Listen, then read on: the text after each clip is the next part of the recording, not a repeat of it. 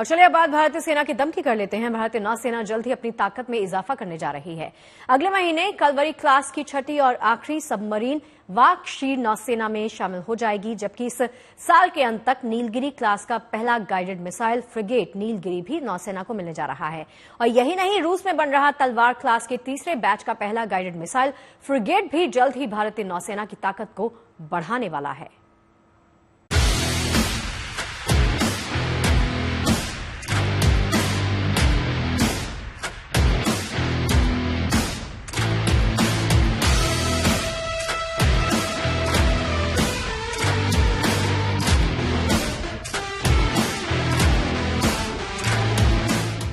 भारतीय नौसेना युद्ध ही नहीं, हर हालात से निपटने के लिए वक्त के साथ अपने आप को और मजबूत और सजग बना रही है, ताकि कोई भी दुश्मन अगर आंख उठाने की हिम्मत करे तो उसे माकूल जवाब दिया जा सके।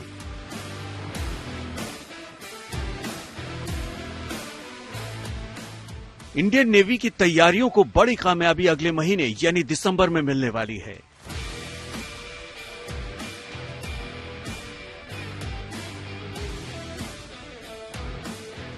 जब नेवी के दस्ते में कलवरी क्लास की सबमरीन वाघशीर और नीलगिरी क्लास का पहला गाइडेड मिसाइल फ्रिगेट शामिल होने वाला है।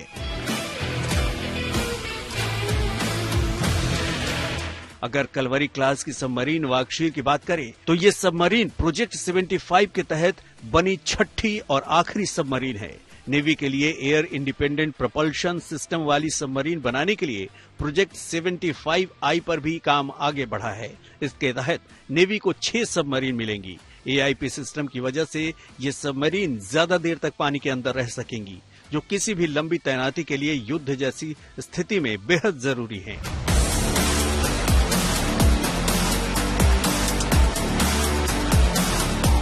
नेवी के लिए पिछले महीने सुरक्षा मामलों की कैबिनेट समिति ने भी 2 स्वदेशी न्यूक्लियर अटैक सबमरीन के निर्माण को भी मंजूरी दी है। SSN अटैक सबमरीन है, लेकिन इसमें न्यूक्लियर वेपन नहीं होता। न्यूक्लियर सबमरीन 2 तरह की होती हैं, न्यूक्लियर अटैक सबमरीन यानी SSN और न्यूक्लियर मिसाइल सबमरीन यानी SSBN। SSBN nuclear weapon carry करती हैं। ये न्यूक्लियर डिटरेंस के लिए होती हैं और इनका रोजमर्रा का ऑपरेशनल रोल नहीं है। SSN किसी भी परंपरागत सबमरीन की तरह ही होती हैं, लेकिन इसे ऊर्जा न्यूक्लियर ईंधन से मिलती है। इससे ये परंपरागत सबमरीन की तुलना में कहीं अधिक ताकतवर होती है और ये लंबे समय तक गहरे पानी के नीचे छिपी रह सकती है। इसमें इतनी ताकत होती है कि पानी की प्रेशर के बावजूद ये अंदर अंदर ही 60 किलोमीटर प्रति घंटे की स्पीड को पकड़ सकती है। अभी इंडियन नेवी के पास एक भी न्यूक्लियर अटैक सबमरीन नहीं है।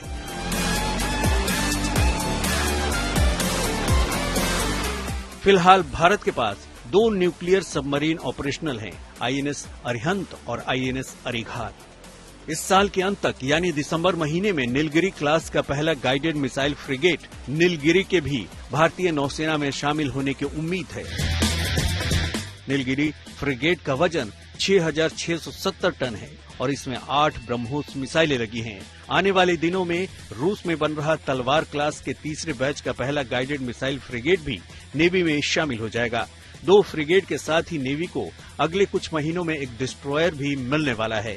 विशाखापट्टनम क्लास का चौथा और आखिरी guided missile destroyer Indian navy में कमीशन होगा।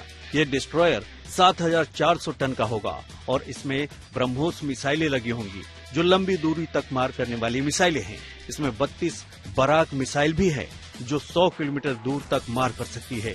साथ ही दुश्मन की सबमरीन से निपटने के लिए रॉकेट और टॉर्पीडो भी हैं।